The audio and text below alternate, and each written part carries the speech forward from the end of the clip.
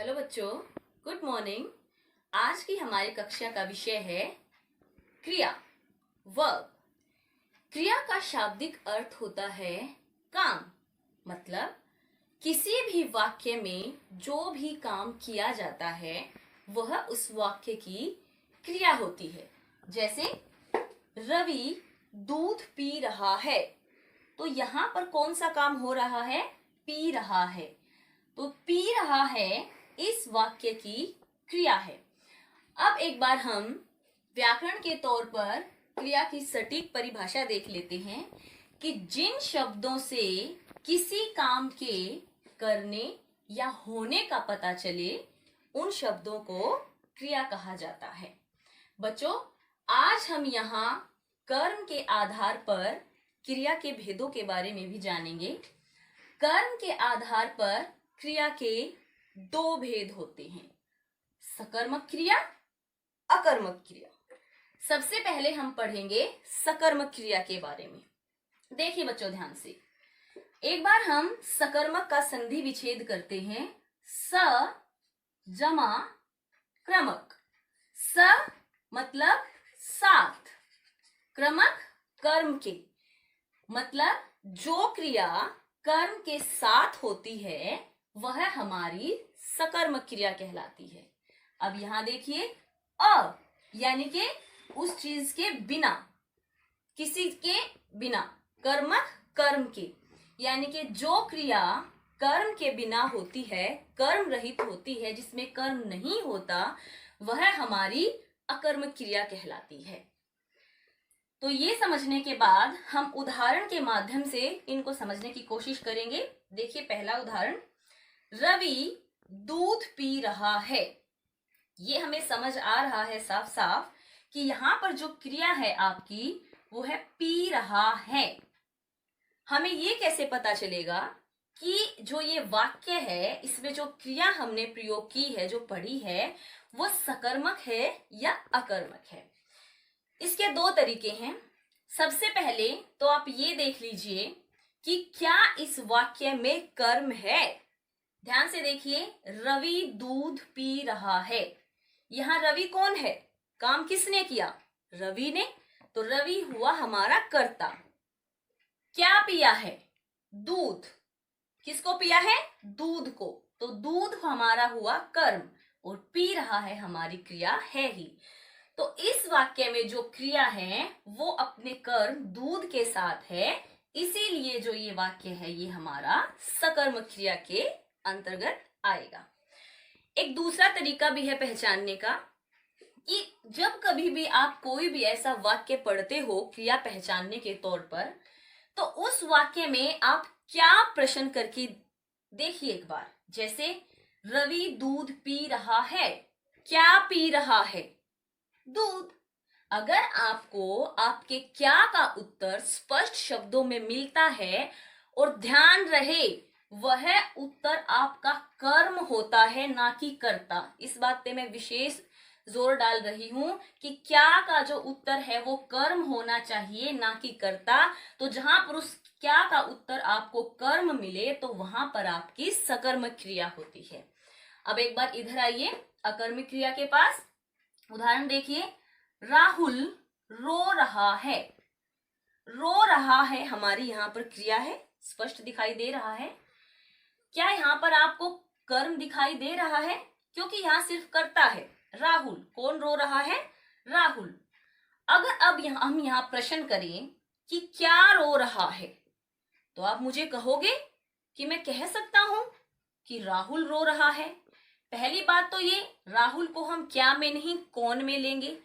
फिर भी अगर आप इसको क्या में लेते हो कि क्या रो रहा है, राहुल रो रहा है, तो जो मैंने आपको बताया उसको ध्यान रखो कि आपके क्या के प्रश्न का जो उत्तर है वो कर्ता दे रहा है ना कि क्रिया देती, ना कि कर्म दे रहा है। तो अगर आपकी क्रिया की क्या का जो उत्तर है वो कर्ता देता है ना कि कर्म, तो वहां आपकी अकर्मक क्रिया होगी। इधर आइए एक बार, राम पुस्तक पढ़ता है। क्रिया हो गई आपकी पढ़ता है। सवाल कीजिए क्या पढ़ता है? पुस्तक। पुस्तक हमारा यहाँ कर्म है, राम हमारा कर्ता है।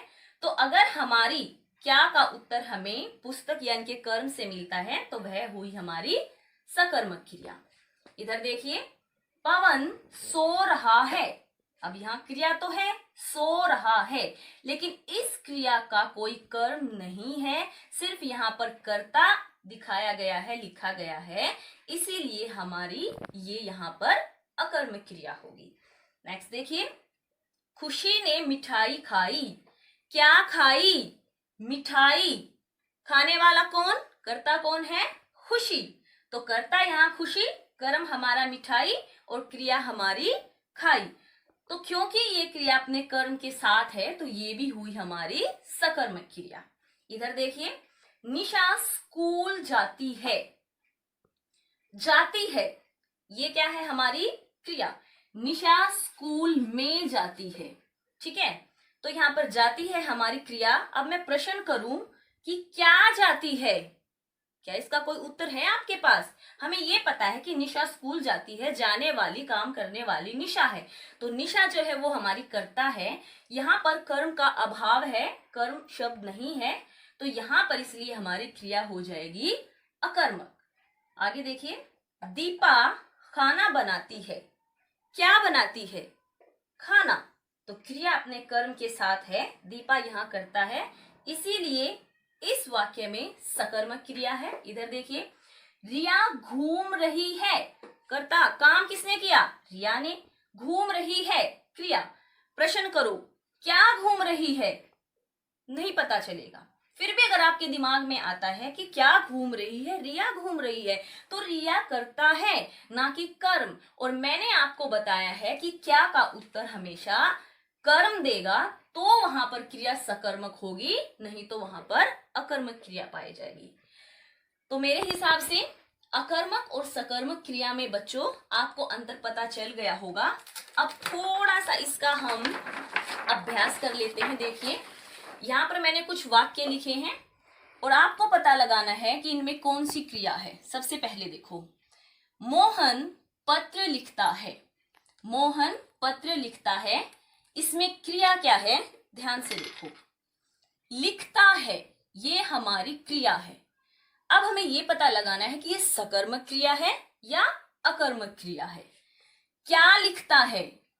पत्र। तो पत्र हमारा हुआ कर्म और मोहन हमारा कर्ता। तो क्योंकि ये क्रिया अपने कर्म के साथ है तो ये हमारी हो जाएगी सकर्मक क्रिया। अगला देखिए, धोबी कपड़े धो रहा है। धो रहा है हमारी क्रिया है। क्या धो रहा है? कपड़े।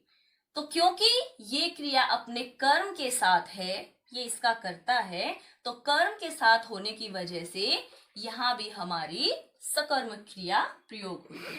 अगला देखिए, संध्या सो रही है। सो रही है हमारी क्रिया है। क्या सो रही है? कोई जवाब नहीं है। संध्या यहाँ पर करता है, काम करने वाली है, कोई कर्म नहीं मौजूद है यहाँ पर, इसीलिए यहाँ पर हमारी होगी अकर्मक क्रिया। राजू बांसुरी बजा रहा है, ये हमारी क्रिया है, बजा रहा है। प्रश्न कीजिए, क्या बजा रहा है? बांसुरी। राजू करता है आपका, बांसुरी कर्म है। तो क्योंकि क्रिया अपने कर्म के साथ है तो ये हो जाएगी आपकी सकर्मक क्रिया। नेक्स्ट देखिए, पक्षी आकाश में उड़ रहे हैं। उड़ रहे हैं यहां पर आपकी क्रिया है। अब ध्यान से देखिए, प्रश्न मैं आपसे करूं या आप करें कि क्या उड़ रहे हैं, आप छटाक से उत्तर देंगे कि पक्षी। यहां तो क्या का उत्तर मिल गया, यहां तो सकर्मक क्रिया होनी चाहिए, लेकिन ऐसा नहीं है। मैं पहले बता चुकी हूं कि अगर आपके क्या का उत्तर आपको कर्ता देता है तो वहां पर आपकी सकर्मक क्रिया नहीं होती। अगर आपके क्या का जवाब कर्म दे तो ही आपकी सकर्मक क्रिया होती है।